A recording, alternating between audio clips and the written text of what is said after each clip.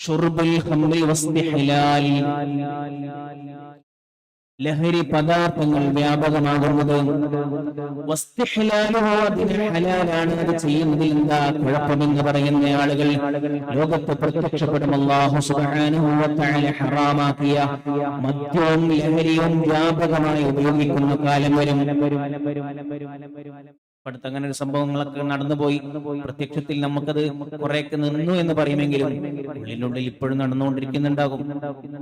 നമ്മൾ ആലോചിക്കണം, ലഹരിയുടെ അപകടത്തെ കുറിച്ച് ഒരു ഇസ്ലാമിക പണ്ഡിതൻ പറയേണ്ട, ഒരു പ്രവാചകൻ പറയേണ്ട, ലോകത്തെ എത്രയോ ഭൗതിക ശാസ്ത്രജ്ഞന്മാരും സയന്റിസ്റ്റുകളും അതിന്റെ അപകടത്തെ കുറിച്ച് പറഞ്ഞു തന്നതാണ്.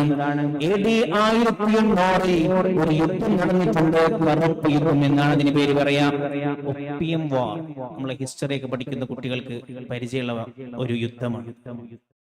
ലോകത്ത് ബ്രിട്ടീഷ് ആധിപത്യം ലോകത്ത് വ്യാപകമായിരുന്ന ഒരു കാലമുണ്ടായിരുന്നു. ഇന്ത്യ അടക്കമുള്ള രാജ്യങ്ങളിൽ ബ്രിട്ടീഷ് അധിനിവേശം നടത്തിയിട്ടുള്ള ഒരു കാലം.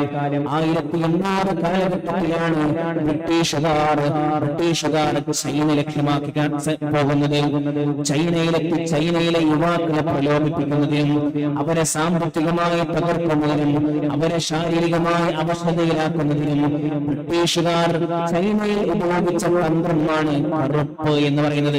കറുപ്പ് വിൽപ്പന നടത്തുക, ഒപ്പിയം, അതൊരു ലഹരിയാണ്. ആ ലഹരി വ്യാപകമായി വിറ്റഴിക്കുക, എന്നിട്ട് സാമ്പത്തികമായ ലാഭമുണ്ടാക്കുക. ഈ ലക്ഷ്യവുമായി ചെന്ന ബ്രിട്ടീഷുകാരുടെ മുമ്പിലേക്ക് ചൈനയിലെ ഭരണാധികാരികൾ കിങ് രാജവംശം എന്നാണ് അവരെ പറയുക. ആ രാജവംശം ഈ സംഭവത്തിന് എതിരെ നൽകുകയും ഇതൊരിക്കലും അനുവദിക്കുകയില്ല എന്ന രാജവംശം പറയുകയും ചെയ്തു. മാത്രമല്ല, വർഷങ്ങൾക്ക് മുമ്പ് തന്നെ ചൈനയിലെ യുവാക്കളെ അവരെ സക്രിയമായി വളർത്തുന്നതിന് വേണ്ടി, അവർക്ക് സാമ്പത്തികമായിട്ടുള്ള വിഷയങ്ങളിൽ ഉയർച്ച വരുന്നതിന് വേണ്ടി, വിദ്യാഭ്യാസ വിപ്ലവങ്ങൾക്ക് നേതൃത്വം കൊടുക്കുന്നതിന് വേണ്ടി, അവരെ മാനസികമായി സജ്ജമാക്കുന്നതിന് വേണ്ടി പുകയില പോലും സാധാരണ നമ്മളൊക്കെയും ഉപയോഗിക്കാറുള്ള, നമ്മുടെ നാട്ടിലൊക്കെയും ഉപയോഗിക്കാറുള്ള സ്മോക്ക് ചെയ്യുന്ന സിഗരറ്റ് അടക്കമുള്ള പുകയില വസ്തുക്കൾ വരെ നിരോധിച്ച രാജ്യമാണ് ചൈന എന്ന് പറയുന്നത്. അത്രമേൽ ആ രാജ്യത്തിന്റെ ജനതയെ കെയർ ചെയ്യുന്ന ഭരണാധികാരികളുടെ മുമ്പിലേക്കാണ് ബ്രിട്ടീഷ് ഭരണാധികാരികൾ അടക്കമുള്ള ജനങ്ങൾ, സൈന്യങ്ങൾ കടന്നു വന്ന് തങ്ങളെ ഒപ്പിയം വിൽക്കാൻ അനുവദിക്കണമെന്നും ഇതൊരു വ്യാപാരമായി കൊണ്ടുവരണമെന്നും ഇതിൽ നിങ്ങൾക്കും ഞങ്ങൾക്കും സാമ്പത്തികമായ ലാഭമുണ്ടാക്കാമെന്നും ഒരുപാട് മോഹന വാഗ്ദാനങ്ങൾ രാജവംശത്തിന് മുന്നിൽ അന്നത്തെ ചൈനയുടെ ഭരണാധികാരികളുടെ മുമ്പിൽ അവതരിപ്പിച്ചിട്ടും യാതൊരു വിട്ടുവീഴ്ചയുമില്ലാതെ ഒരിക്കലും അതിനെ സമ്മതിക്കില്ല എന്ന് ചൈനയിലെ ഗവൺമെന്റ് ആ രാജവംശം പറഞ്ഞപ്പോഴാണ് ബ്രിട്ടീഷുകാർ ചൈനക്കാർക്കെതിരെ യുദ്ധം പ്രഖ്യാപിക്കുന്നത്. ആ യുദ്ധത്തിന്റെ പേരാണ് ഒപ്പിയം വാർ, കറുപ്പ് യുദ്ധം എന്ന് പറയുന്നത്. ആലോചിക്കും, ഒരു വിഭാഗം പറയാ തങ്ങളുടെ ജനതയെ സംരക്ഷിക്കാനും അവരെ സാമ്പത്തികമായി വളർത്താനും ഞങ്ങൾക്ക് ഈ കറുപ്പ് പോലെയുള്ള ഒരു നിലക്കും ഒരു പുകയില പോലും ഞങ്ങളുടെ ജനങ്ങൾ ഉപയോഗിക്കാൻ പാടില്ല എന്ന് സ്വന്തം ഗവൺമെന്റ് തീരുമാനിക്കുന്നു.